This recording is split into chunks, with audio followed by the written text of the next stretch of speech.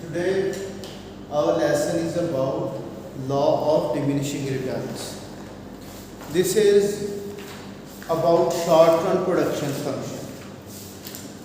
Okay. We discussed short-run production function.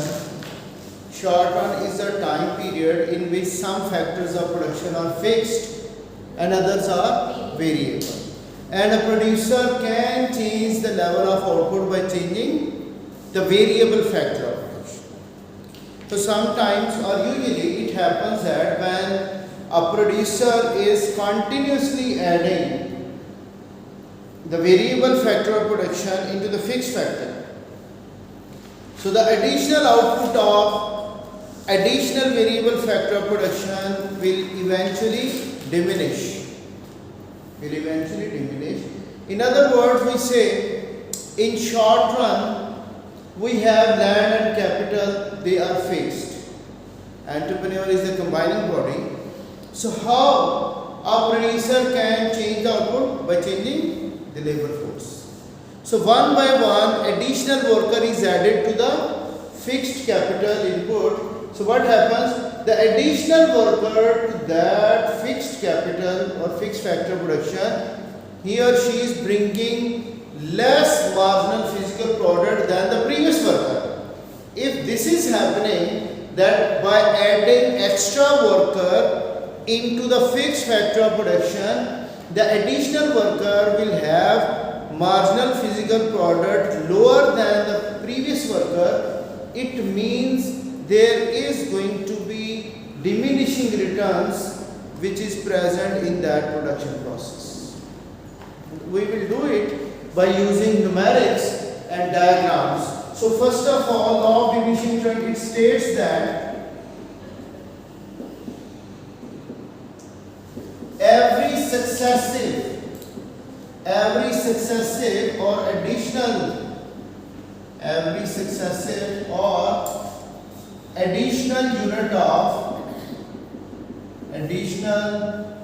unit of variable factor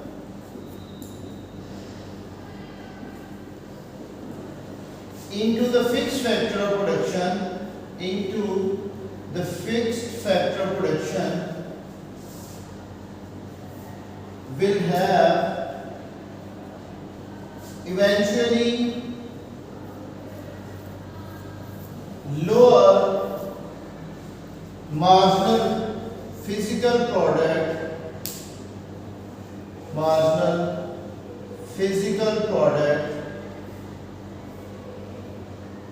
than the previous unit.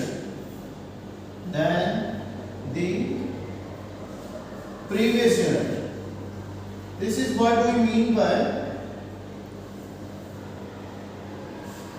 the law of diminishing returns, that when we are going to have additional factor of production into the fixed factor of production, so every additional worker, which is the variable factor of production, will eventually have diminishing returns, that when we are adding the variable factor of production into the fixed factor again and again, the additional workers will not have the additional output more than the previous worker. Clear? Now I am going to use the figures, numerics, in order to explain this law by using these things. Suppose we are having labor here, there we have capital. This is the total physical product of labor. Clear? And from this we are getting marginal physical product of labor and average physical product of labor. These things I have explained to you in our previous lesson. What is meant by total physical product? Marginal physical product means the additional output due to an additional worker, or change in total output, total physical product due to an extra worker into the production process. And what is average? This is per worker output per period of time. And we divide total physical product by the total number of workers, that will give us the average physical product. Now see, 0 worker with 5 capital units will have 0 output. Clear? When none of the worker is added, the total output is not there. It will remain 0. Now the first worker is added with 5 capital units. He has produced the total output equal to 100 units. What is the additional output of this additional worker? That is 100. Clear? Now the second worker is added within the fixed capital. He has produced the output. Now the total output goes to 210. How much is the additional output of this additional worker? 110. So right now the second worker has added more to the total product than the previous worker. Here the additional worker is bringing more additional output to the production because they have divided their work and now they are mutually performing the task, and as a result the total output has increased by more rate. Now the third worker is added with the same capital units. What happens? Now the total output goes to 330. How much is the additional output? 120. Clear? Now what happens from the fourth worker? We have added the fourth worker. Now the total output goes to 410. How much is the additional output now? 80. How much? 80. Okay, make it 420. So it will be 90 now. How much is the additional output now? So from the fourth worker, please be attentive, diminishing returns has started. Now when we are further adding the worker with the same capital units, so we have 500 total output. Now it is 80 now. Follow my point? So here, as we are adding the variable factor of production, our additional output has started diminishing from the fourth worker. Clear or not? So if we have seventh worker, the total output goes to 500, and if we have 30 and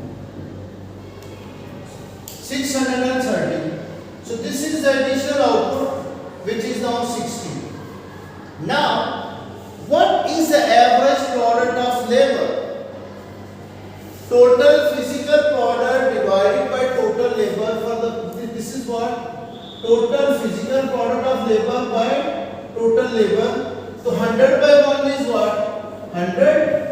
210 by 2, that is 105. 330 by 3, 110. 420 by 4, 105, and now we see this is 100, and now here it is 570 by 6, 6.66, and 630 by 7, this is 90. So diminishing returns has started from the fourth worker. Look here on the board. As marginal physical product is increasing, average is also increasing. Follow? So as the marginal product has started decreasing, so average is starting to decrease. But the thing is that marginal is, when it is increasing, marginal was increasing by faster rate than average. And when marginal starts decreasing, it is decreasing by a faster rate than average. I gave you the example. If your class average is 80% and a new student is added to your class and she brings more than 80% marks, your average will also increase. So if additional student brings more marks than the class average, so the class average will increase.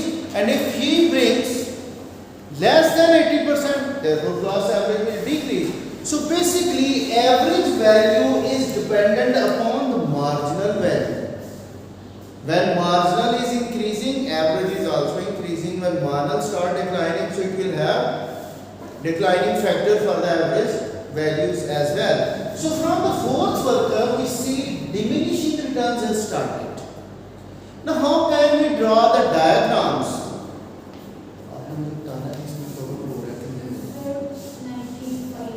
किधर ये 95 point sorry आपने किसको divide किया 574 okay thank you so I am going to draw the diagrams नहीं मैं I am going to draw the diagram on this side for law of diminishing returns. Now, the same thing I want to explain by using the diagram. So, if we draw total physical product with labor, this will be our production function. Labor is here, and what we are taking? Total physical product of labor over here. Clear? So see over here, the total physical product start like this. Clear? Do you think its slope is remaining same or changing? Decrease हो रहा है कि नहीं हो? What is slope over here? 0. After that it start becoming negative. So slope of this total physical product is called what? We draw tangent, and this is what? Change in total physical product of labor due to additional worker, which is called what? Marginal physical product of labor. What is marginal physical product of labor? That is change in total physical product of labor due to an additional worker. By changing an extra worker, how much total output will change? Now see, in our lower diagram, we draw marginal physical product of labor and average physical product of labor. This has this shape. This is what? Marginal physical product of labor. First it goes up, then going to maximum point, then start. It is steeply decreasing. And what happens to the average product? It is like this. What do you see over here? When average product is increasing, look here on this table. When average product is increasing, marginal product is higher than average. Isn't it? So when average is increasing, here marginal product is lying above the average, and when average product is maximum, it is equal to average product of labor. And when average product start decreasing, so marginal product has started to decline faster than average. Is it happening? So diminishing returns actually starting from here. We also say law variable proportions, that the average product as it is increasing, okay, but it is going to have a decline when marginal product is decreasing. So can I write the conclusion? When average product of labor is increasing, marginal physical product of labor is greater than average product of labor. Is it happening over this? So when average product of labor is maximum, what is the result? Marginal physical product of labor is equal to average physical product of labor at this point. Follow this thing. And when average product of labor is decreasing, marginal physical product of labor is below the average physical product of labor. Is it happening or not? Yes.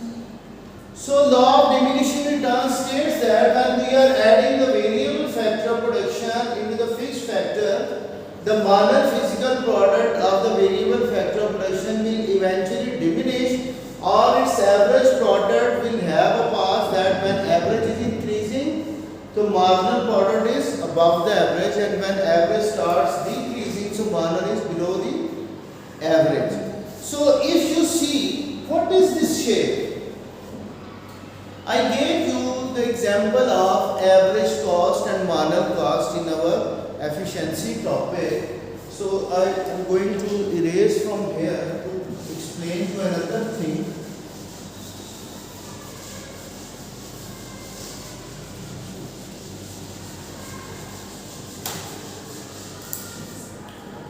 Look here. This is what our marginal physical product of labor and average physical product of labor. Its shape is like this, which we have just studied. Now this is the shape of average product of labor.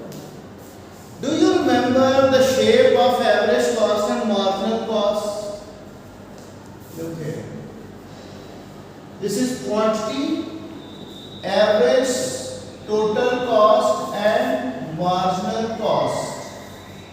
So marginal product shape is like this, so marginal cost is like this. When we see marginal product is increasing, marginal cost is decreasing. And when marginal product is maximum, marginal cost is minimum. And when marginal products start decreasing, marginal cost start increasing. And what is the shape of average cost?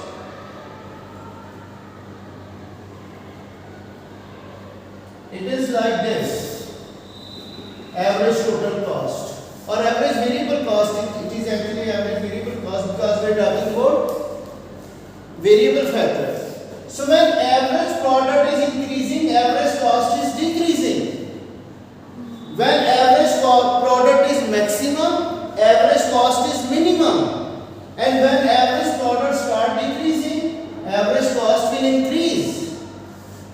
So this is called a mirror image. So when productivity of variable factor is increasing, per worker output per period of time is increasing, per unit cost will start decreasing. Clear or not? Okay, see over here. Here marginal product is intersecting the average product from its maximum point. And here marginal cost is intersecting the average cost from its minimum point. Alright? So this is how the law of diminishing returns is explained by using a fixed factor of production into when variable factor is introduced into the fixed factor of production, and what are the results from this law. We are going to find these things over here.